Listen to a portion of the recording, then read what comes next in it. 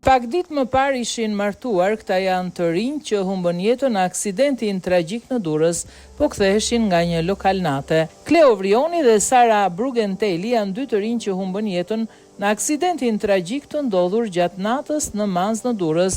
Në foto janë çifti i sapo martuar.